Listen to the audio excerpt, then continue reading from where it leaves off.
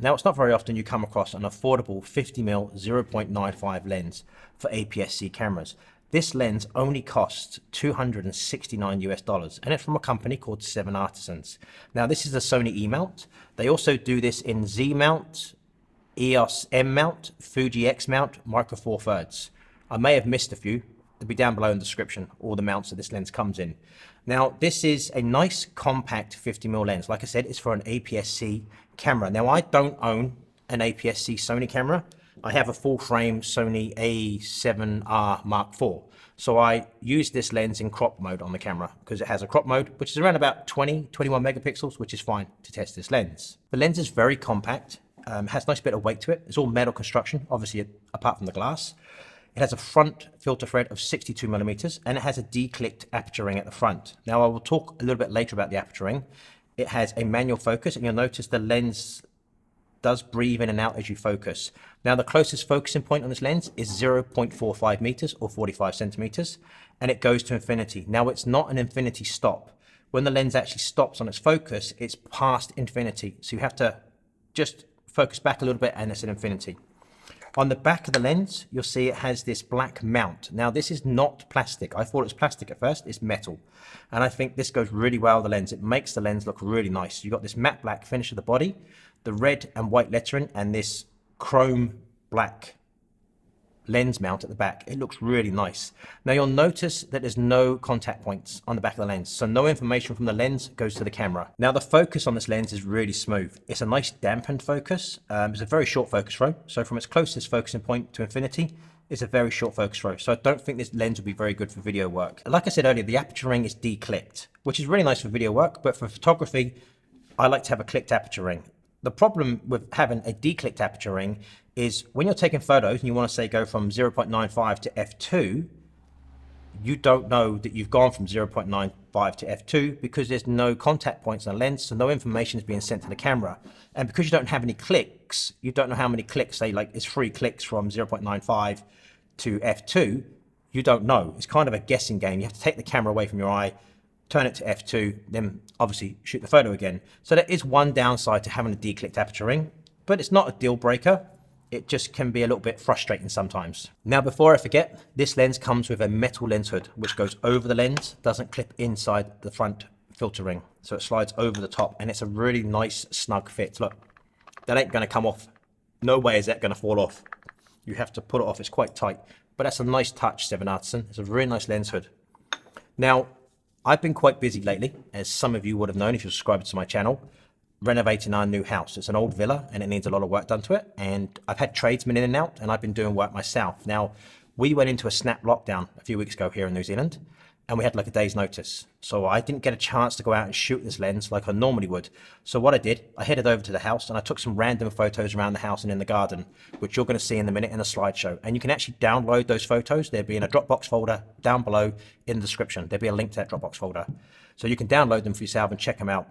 Now, before I show you the slideshow, I want to show you a series of photos that I took of, I think it's a garden gnome. I found it in the garden from 0.95 all the way up to f16.